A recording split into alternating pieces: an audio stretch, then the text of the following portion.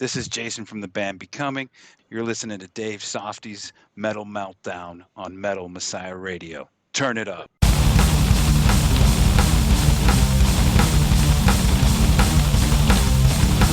fucking break it down for y'all right here. Fortune by the blade becomes hard to steal your will becomes through the now you are becoming. What is it that you're becoming? Fortune by the blade becomes hard to steal the will becomes through the now you are becoming. What is it that you're becoming? Yesterday is no more. Remember what you're fighting for. All you need is in you now. Never stop or bow down. This moment is all there is. Through the now it's yours to live. If tomorrow never comes, what kind of life will you say it was? No future and no past. Only now to ever last. All that is or ever was. Through the now to become. No future and no past. Only now to ever last. All it is or ever was.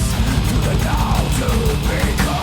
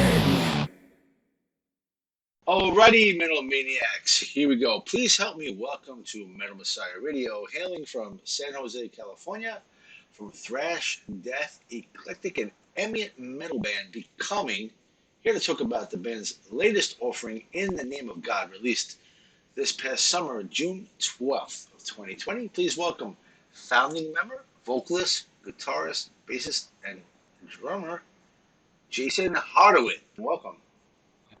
Hey, thanks for having me. I appreciate it, Dave. I appreciate it. And I give a shout out to Toby Gamble from the Power Slaves. He reached out to me and said, hey, check this band out, and maybe you could do an interview with them. They're Thrash Death or Death Thrash, he said. And I'm like, let me check it out. And I have checked it out.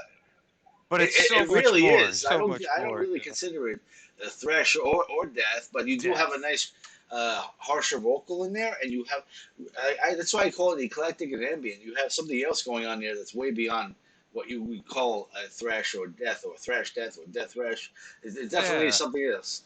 Yeah, I mean, if we were to be pigeonholed as a death metal band, I will have failed at my Right. goal, which is, I always say, regardless of genre, we're just quality lyrical and musical content, right? We want it to mean something, and we tackle a lot of, different song topics. Yeah, we got all the stuff about, that some of these bands, but I'm definitely not a death metal band. The closest thing I've, actually would agree to is like a spiritual metal experience, right? That's gonna awaken your soul. Almost psychedelic in ways too.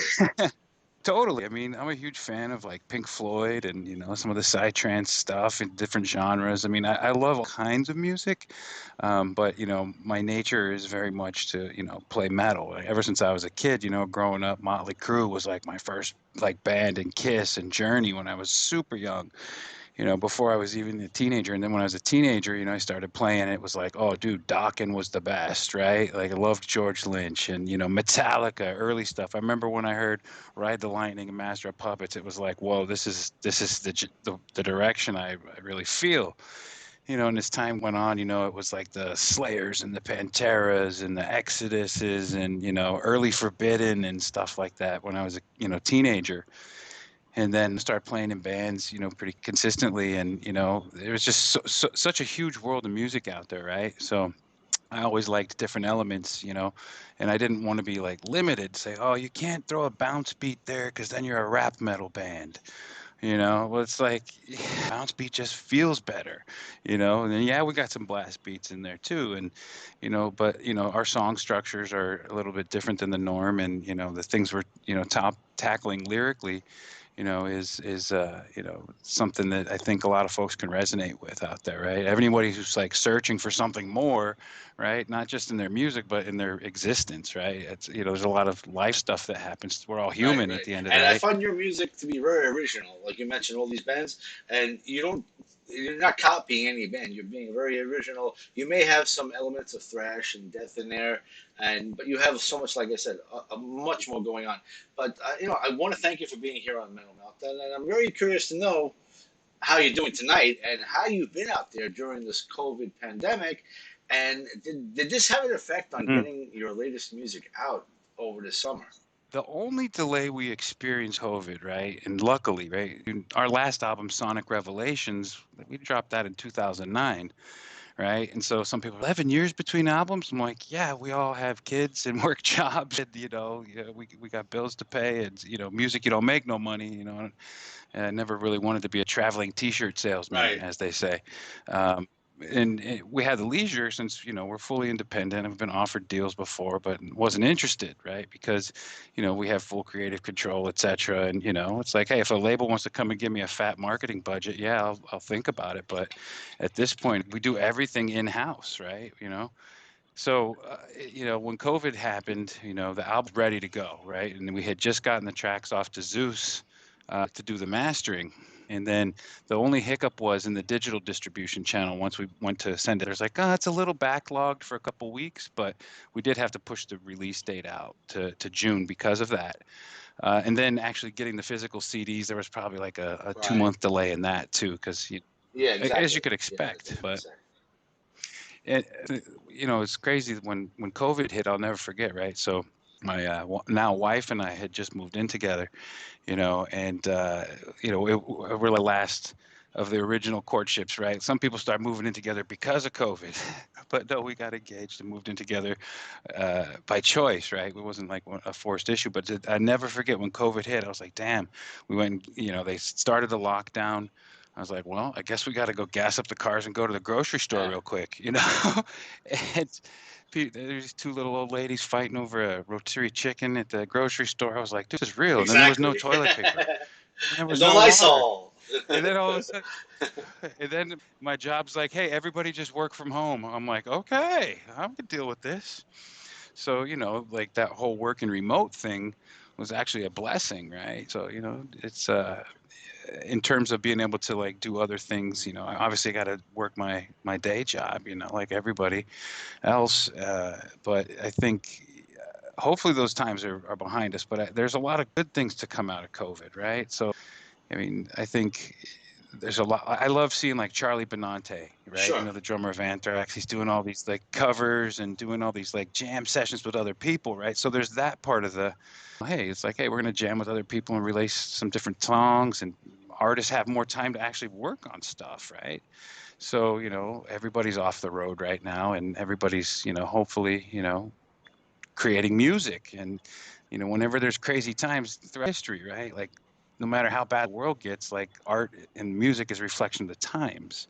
And I think that music and artistry in general is more like the conscience of the planet at some level, right? You can hear it in the music go back to the 60s when they, after the war, and peace, love, and all that stuff, right? And then through 70s, and there's a reflection of the times, basically. So yeah, COVID sucked, but I always try to find the silver lining in that gray cloud. Let's hope this does go away. I don't think it's going to be going away for like maybe another year. I don't know though, but I was hoping it would be gone by springtime 2021, but I'm not sure about that. I don't know anything. But that being said, it's outstanding to have you here tonight so that we could learn all about Becoming. This is a new band to me. I never knew of Becoming, and Toby had sent me the music, and he asked me, what do you think of the music? I says, I like certain parts of it, really, I like a lot. And I think it's the more aggressive parts of your music I really do enjoy. And I want to give a little history of the band. I see that the band started formed in 1998, and you have a couple, actually three previous releases, two full lengths and one EP. Regeneration in 2000, the Existence EP in 2002, and the previous one that you were just mentioning, Sonic Revelations, in 2009. Now, I'm interested to know how the band's name got selected to Becoming, and as I introduced you, I had mentioned all the instruments that you play, but I don't want to mislead everyone thinking that you are a one-man band. So I'd like to also mention who else contributes to Becoming. If you could be kind enough to tell us who currently is in the lineup, and have they been the original members from the beginning, or have you had lineup changes through the years? Yeah, absolutely. Great questions. So first point you asked was, how did we get the band name, right? And so I had played in bands, from the time I was 16 and stuff until, but I was always joining someone else's band, right? And, at a point I was always the guy who came in and did all the management and the promotion and the booking and all this. And I'm like, I just want to play guitar, right? And then after you go through a couple of those scenarios, you're like, I'm just going to build my own franchise, right? And I'll have other musicians join the band. And so my drummer for a lot of this time, I've got two of them actually. One's named Caesar and the other's name is Ryan, and we're all just friends at the end of the day, right? And it's like family, and we've known each other for a long time. And then one of the guys that plays guitar with me, his name's Jimmy, and then I also have a guitar player named Amir. So if there's ever like a live configuration, you'll see, me with Amir and Jimmy and Ryan most likely, right? And then, in terms of, making music, so we started in 98, the original lineup was Caesar on drums, me on guitar, and Ryan on bass, right? That was how we started the writing process. And then, as time goes on, Caesar had, some life things that he had to take care of, we all get sometimes. And so Ryan switched to drums. And then I brought in Jerry and Jimmy on bass and guitar respectively. And, I sang and played guitar. Flash forward, we released Regeneration, the album, and then we, played tons of gigs and, got to open for a lot of great bands. We got to open for Testament, we got to open for Exodus, Napalm Death, Grip Incorporated, all these bands just playing around the scene out here. And, so then I became a dad, right? And I was like, oh, wow, I got 2 kids, and boy, I got to work my ass off, and music just went to the back burner for me. And then 2009, the kids got to, good manageable height. And I was like, we got another album. Let's do the album. Because, the band never broke up and so on. So then we started the recording process for Sonic Revelations.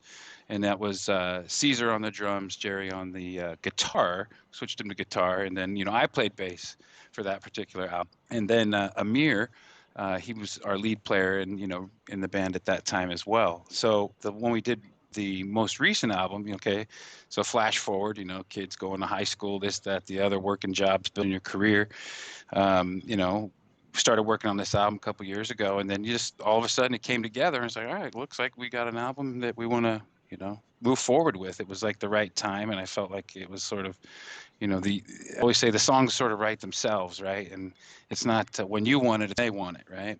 I mean, so we released In the Name of God, and on that album, so I play guitar, bass, drums, piano, all these instruments. I mean, I've even got some crazy like other instruments that, a ukulele, a mandolin, an oud, and, a sitar, a Chinese gokin, so I play all these different instruments, and I like writing the song and seeing it from a holistic perspective. So I stopped trying to be the best any particular instrumentalist, ages ago, and so I'm going to write the best songs I can, right? Make them meaningful lyrically, musically, and that's sort of always been my goal. And then, whatever happens for the song, I'll have someone play whatever, they want to play, or feel moved to at that point. Some of the stuff on the new album, it was like I recorded the drums for it and sent it to my drummer at the time, Caesar. I'm like, hey, man, and he's like, no, it's good. The drums are fine. Nice. I was like, okay. So as we just moved through the process, it just sort of comes together. And then like I have a certain idea in mind. So there's a song on the album called Loyal, where I have my good buddy Shimako.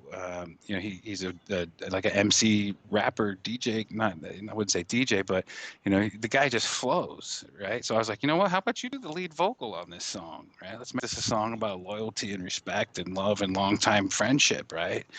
And then because I've known all these guys for so long, and then I said, all right, let's get Jimmy to play the guitar solo on this one, and so that's kind of how I let the song dictate what it wants to be at the end of the day, but I do drive the direction. And if I record the parts myself, then that's just how it ends So up. you pretty much are doing all the lyrics and you're the inspiration behind the music, and then it all comes together with other people's input, or am I getting that wrong?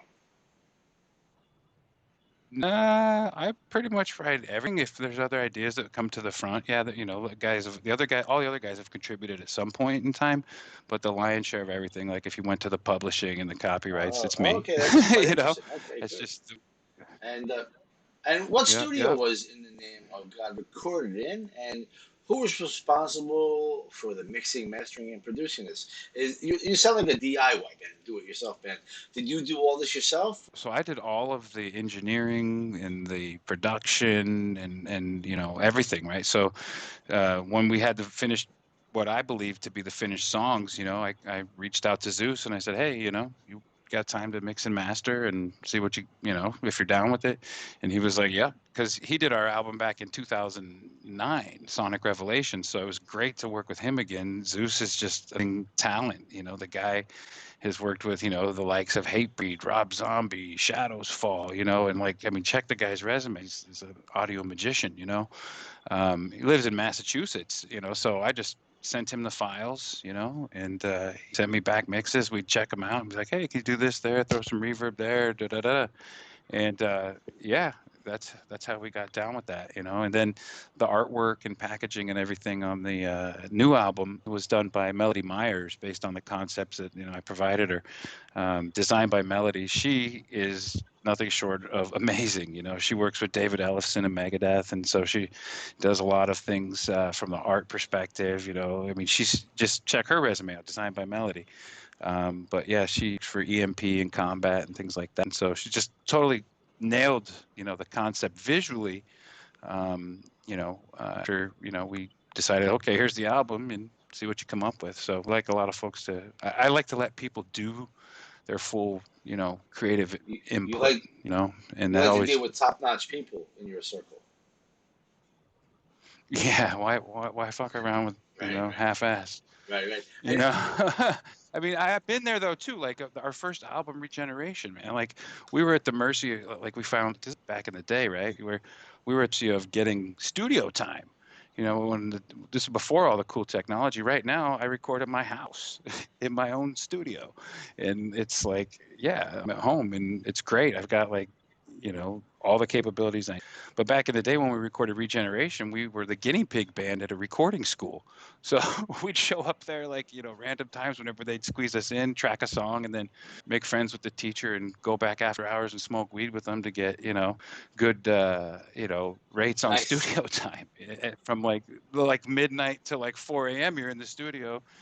Buddied up with the teacher and stuff, and then all the students will make it their project to do the mixes. So that was really cool. I got tons of studio exposure that way, but at the end of the day, the final product of quality wasn't near as good as it can be, with today's technology. That's why bands re-record stuff occasionally and so on. But yeah, it's everything we did this album we did at my house, and so I'm really grateful for all the the things that come our way, the situations that allow us to things and the people that we connect with. So, yeah. Congratulations on that, bro. And I'm curious to know about the band logo. Who created the band's logo? So that was created by me like a long time ago, like in 1998. And I was like, okay, well, the band name is Becoming, and here, let's find the logo. So your original question about how we got the name of the band, I was, I had just got done playing for other bands and said to myself, take a little break. I went over to Amsterdam. I went to Scotland. I went to England, and I think I was in Scotland, and it was the Hard Rock Cafe. And I walked in, and of course I'm a huge Pantera fan, so everybody's like, "Oh, you got it from Pantera." I was like, "No," but when I talked about it at the Ozfest at UNLV in Las Vegas years ago, and I told him, "Yo, dude, my band's name is Becoming," he's like, "Dude, I should have thought of that. Nice. What a great band."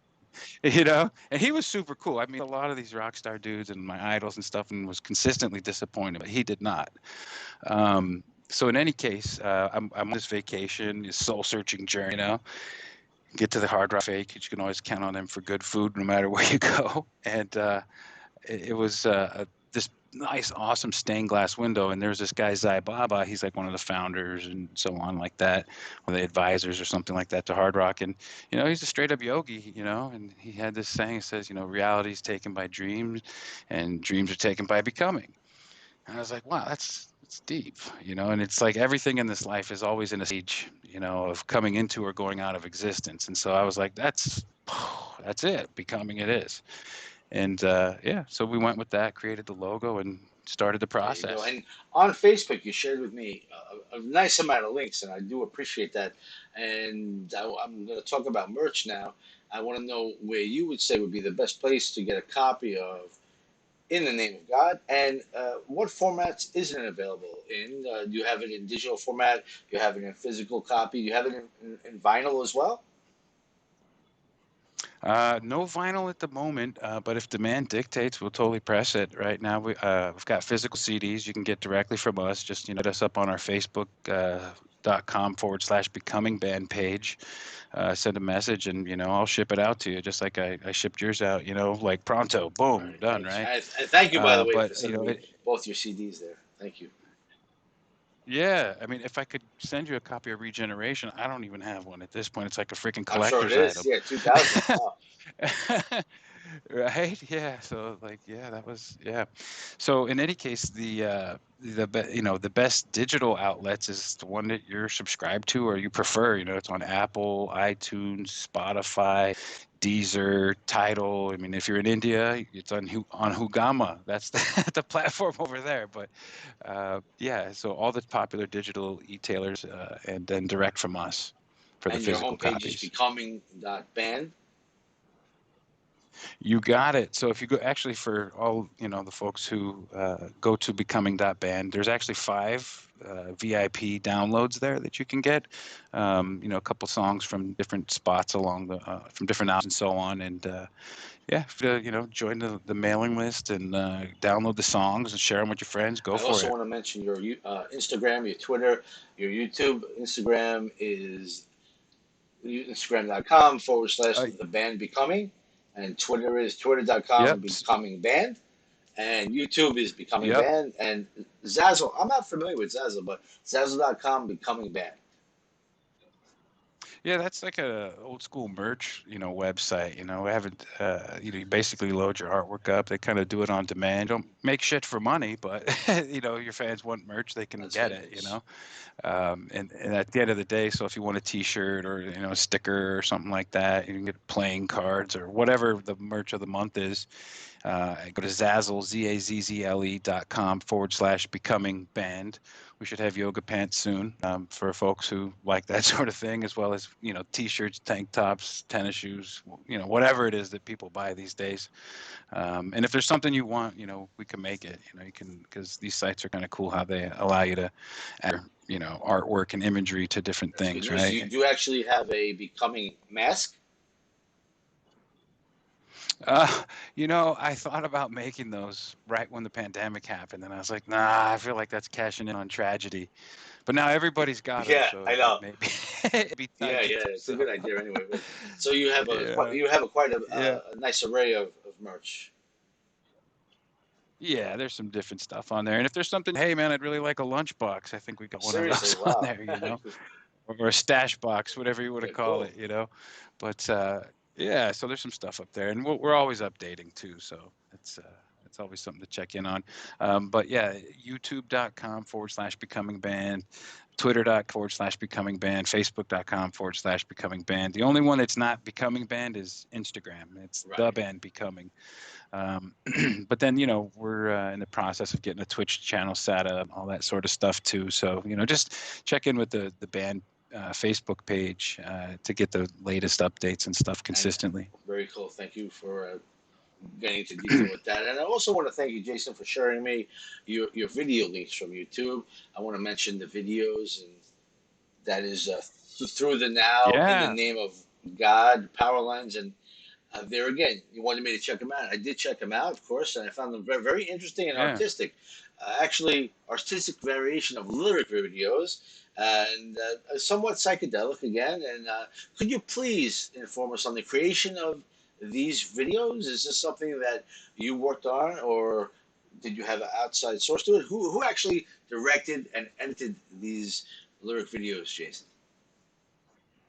So the videos from the new album, so In the Name of God, as well as The Storm and Through the Now, were all done by Melody Myers. And then Power Lines, as well as There Again, was just done internally, the band, just putting together and doing our thing that way, right?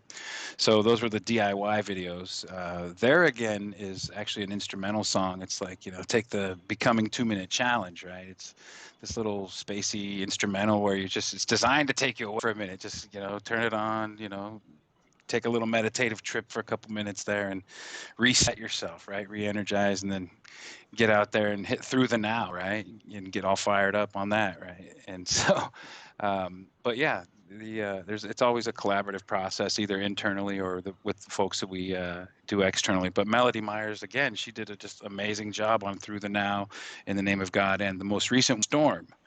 But yeah, The Storm is actually a really cool video too from that perspective, because the whole intro of that is like literally a sound healing type of thing, right? With all the different solfeggio frequencies, we've got chakra alignment. Like if you put that thing on, you'll feel it in your body, no joke. Because of all the crystal bowls and the Tibetan bowls and like the rain sticks and like the owans and all this stuff that's going on there. And then we just throw a little drum beat on the back, but we recorded all those instruments live. So just anything that is on there is actually got a purpose, right? And so kind of come together real cool. And like the concept of the storm, it's like be strong and be here now, because the storm's always comes, right? You got to be strong to survive and be not the weak of mind. So it's good Very stuff. cool. Check it Very out. cool. All the videos on Facebook too. So it's like we don't really promote YouTube too much. So like if you look at our video accounts on YouTube and be like, what, they only got like 200 plays. Well, go to Facebook, you got like 6,000. So don't judge the lack of plays on YouTube as a lack of plays. So we don't usually promote those. We always promote the That's Facebook understandable. ones. Thank you for letting us know about that. And Jason, what are your thoughts about the future of becoming, being able to perform live gigs for the future for 2021? Do you have any plans for 2021? Probably not this year. I mean, just as you were aware, Exactly. COVID, right? It's at this point, it's like anybody who's playing live are gonna to leave the country, even or even be able to go out. You're gonna have the shot and proof that you had the shot, right? And what does that do for people who don't want the shot? So it's just like this really complex set of circumstances and things like that. And it's like I see like some of these live streams that are pretty cool. But I'm also like not like, oh, I'm gonna do a live stream in my garage either. It's like maybe do a live stream at the whiskey or something like that. But I think that like again, new normal as we'll call it has some pros and some cons. I think that you get a lot more music out there. You can connect with folks. People are largely online, like as you can imagine. But the touring side of it is kind of Yeah, shut down, exactly. right? But so yeah, I mean, to me, I mean, I'm not really tripping on it, right? Like the idea of being a traveling T-shirt salesman in a tour bus with a bunch of smelly dudes doesn't really excite Well, me, you know. I, So we're all sure that the bands out there want to perform, and you see on Facebook that like festivals such as Wacken and other festivals, they're booking for the summertime, and I don't think it's going to happen. So it's kind of like, no, and they're yeah, canceling like they'll cancel like a couple of weeks later. I've seen a yeah, I few haven't that did noticed that. that, you know. So like just to play a show, it would be like, okay, you got to replace our day job salaries, right? And you're gonna have to foot the bill to bring our wives and kids with us. And yeah, we'll fly in and we'll do the show, and that's how it'll go down. But we're not gonna be like a traditional touring band, and that's by design, right? I always consider myself more of a musician, artist, songwriter than a touring band. Yeah, we like to play gigs. We played a ton of gigs in the past, but like I said, right now the way the world is, it's like you can't do it. And for us to go out and do it's got to be the right situation for sure. But yeah, we will do some things in the That's good future for news, and sure. I think the live streaming is the best thing you can do, and of course you have the videos out there, and just being out there on Facebook, letting yourself be known that you're there and not disappearing because of the COVID. But that's a downside of the COVID. You can't do the performances, so you have to find other avenues to promote your band. Yeah, that's why we're going over to Twitch and like for when I mean, I've started writing the next album. I mean, we've got a ton of material for that, but like I think that Twitch is going to be cool. It'll be like, yo, log on. You can see me record the sitar part for this crazy heavy psychedelic song that you never heard before, right? And so that connecting with your fans and connecting with your tribe, the becoming tribe is trip. It's I'm so grateful. Like our fans, like they're the best. They're like people who dig heavy metal, right, of all different shapes and sizes.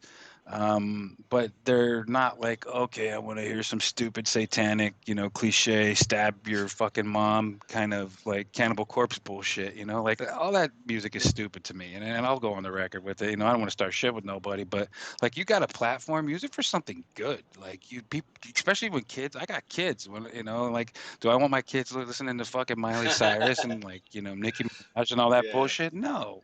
It's like, but if you got the platform, at least do something good with it, right? Because give back to music what it gave to you. Like when I was a kid, I was rocking out to Quiet Riot and Motley Crue and Metallica, and I was like, that took me away from all the bullshit, right? Well, so like, let's do that. Let's elevate the music industry. Let's elevate the profession. There's great, some people like horror movies, some people like the cut 'em up, satanic, wacky, brutal death metal, Yeah. but it's like, no offense. I mean, I loved a lot of that stuff growing up too, but at the end of the day, I'm going to give back to the music, you know what I mean? And I want, when people listen to Becoming, I want to awaken their soul and give them that boost. And, like when you're struggling with a shitty day or something fucked up in your life, I want them to be like, whoa, Becoming just got me fired up. I feel like I can go out and take care of some Yeah, shit right. now and build my ideal life, right? You need that release, and you got to move people forward into the right direction and get them resonating on the right frequency if you really want to Well, the affect thing is change. also, everything has been done already to be original out there. So you're trying to be original without doing what has already been done before. That's how I take it. Yeah, that's true. I mean, it's like some people asked one guy, he told me, you guys are like the Tony Robbins of heavy metal, dude. I listen to your shit and I fucking get so pumped up, dude. You don't even know. I like to go work out at the gym to it, like some people are just like, yeah, man, when I'm in the commute, your CD is the best, Nice. It's yeah, it's just like time and place, right? I think, anyway, like I believe that there's, dignity, music and like, you just got to find your tribe, but the tribe that I've seemed to, cultivated with, what Becoming's doing is like people want to like, look outside the norm, it's like, for example, I got a lot of backlash from the fucking Christian community on this album. I was That I shocked can't by believe. this, I can't believe right? that. No, I was kind of shocked. Well, guess why? Because they say, oh, it's hippie, new age, demonic shit. It's leading people away from God. I'm like, are you fucking stupid? Like, God is within all of us, right? Like I believe that you're connected to the cosmic consciousness or you're not, right? We are the universe experiencing itself through us, right? So call it what you want, right? Listen to the lyrics of "In the Name of God," Yahweh, Buddha, Jah, Wakantaka, any deity you seek, Odin, Pele, Ra, Zeus, or God, whichever word you please.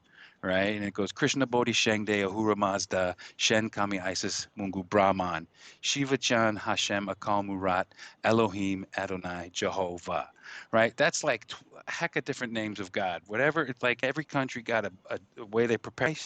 Every country got a way they perceive or refer to, the cosmic consciousness. So at the end of the day, I'm not going to hate on anybody for believing whatever they believe, right? And I think we all have to coexist. And, again, the problem is usually organized religion. So I sum that up at the end of the album with this song called "And So Then," which is not a metal song. You listen to it, you're like, whoa, this is some chill step, hippie Alan Watts meditation shit. What in the fuck is this? It blows people's mind. But I was shocked because that particular song and our album artwork got a lot of these Christian people really fired up, dude. And they're just like, you're leading people away from God. I was like, dude, block, ban, goodbye.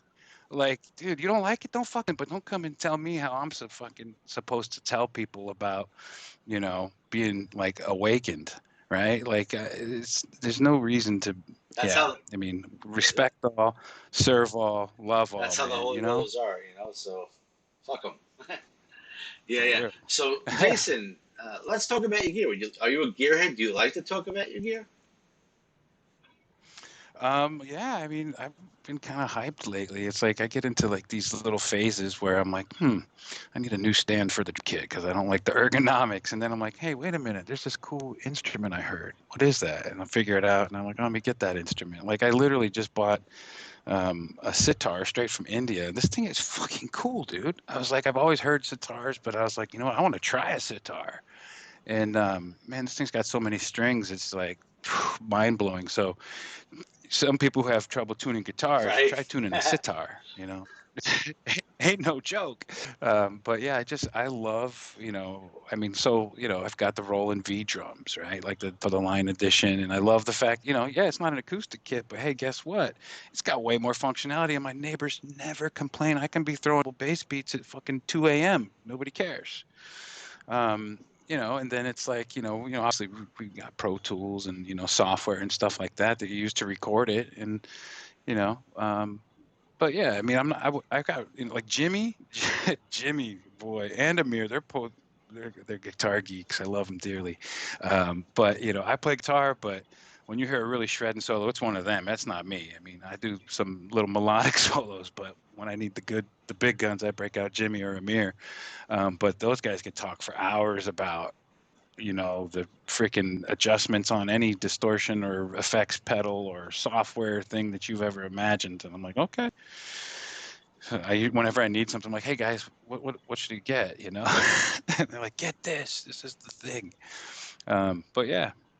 I mean, I play Ibanez guitars. I love them. I love Ibanez. I love, the Roland V drum is like sanity. The end of a long day, working and commuting and all that. It's like just get on the drums and play some drums. Very cool.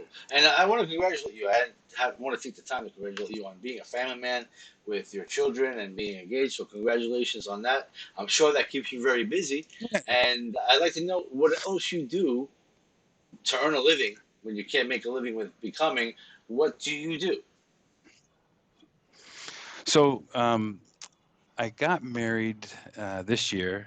My wife is awesome. She's my person. I love her. And my kids, they're like teenagers now. My oldest just graduated high school as junior, just crushed it. I was just like, wow, super smart. Yeah, totally. And so, my teenage kids and, but I've always, been born and raised here in the Silicon Valley, right? So, I've always been around technology and, router switches, firewalls, VPNs, you name it, right? So I actually run a sales team, global director of sales for a cybersecurity company here in the Bay Area. And that's always been really good to me. Excellent. Glad to hear it. Yeah, I mean, it's like, I've worked for some pretty sweet companies and done some pretty cool stuff over the years. And yeah, It's cool. Congratulations, and I'm glad to hear you're doing well for yourself. Excellent. Yeah, I mean, it's crazy times out there. I mean, make no mistake about it, though. The company I was working at last year, as soon as COVID hit, right?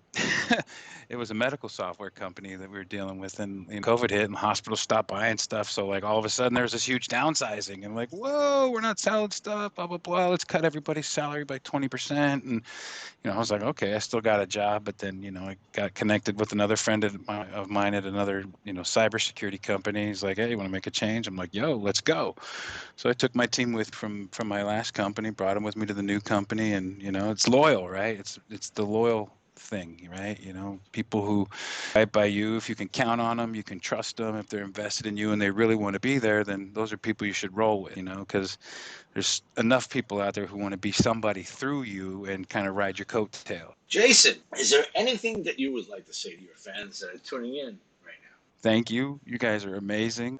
We really appreciate you, your support, your belief in what we're doing. Yeah, I love getting messages from people, right? When they first discover the band, they're just like, dude, this shit's amazing. And then I get all like, oh, wow, that's fucking cool. It's like the best part of my day usually. Like one of the best parts, right? It's like, at work, I'm doing all this stuff and, it's not always peaches and cream. And then all of a sudden you get a ping and you're like, whoa, yeah, right on, man. Thanks, dude. It gets you fired up. And then it's like cool because everybody, gets their own interpretation of things, right? It's like, like I said, I got some emails from some zealots, they're just like, this is against God. I'm like, no, dude, it's completely the opposite. It's to draw you closer to the God within you, whatever you want to call that. That's why it's called In the Name of God. Right? Straight up. So, again, it's just like, we appreciate everything. We never, every interaction, every every, comment, all that sort of stuff, it's not money, but, if you're doing it for money, you're in it for the wrong reasons. Well, Jason, I've enjoyed our conversation and the opportunity to get to know you. You're just very quiet. You have no energy. Just joking. Just joking. Just joking. No, it's been great getting to know you and a bit better. And I want to check with you. I think we have a great interview here, but I just want to make sure before we go crank out more Becoming or For the Name of God, I just want to make sure we got all the fans up to speed. So is there anything else that we can mention or that we can bring out to the fans that we have yet to discuss? One thing I'm really proud of is that when we released the album in June, it got to radio, and even during these crazy times, right, without a label, without any, other backing, just our own sweat equity, our In the Name of God peaked at like number 23 on the top 50, metal albums on FM, XM, college, and, internet radio for, repeatedly. And so I was really excited about that. I was like, wow, that's cool. And that speaks to, the quality of the music and the message, and, people are identifying with it and stuff. So that was, the silver lining in our COVID. Oh, congratulations on that. I was not aware of that. Yeah, I mean, that's, kudos to folks like yourself who spin the music and play the music on their shows. And, I think the fans, calling and requesting and, just like being, super down for the cause, that's what made it happen. Right. And Jason, again, I want to thank you for this interview. I want to wish you and all in Becoming to have a very safe and healthy 2021. Stay clear of the COVID, and may you have successful years in the years to come. Best wishes for you in the future and your family, and I wish you luck in the opportunity in the future to perform live. So, so how about we go crank up some more music off of In the Name of God by Becoming, and let's crank it up loud. Let's do this. That's right. Play loud and tell your friends. Thank you so much, Dave. You're the man.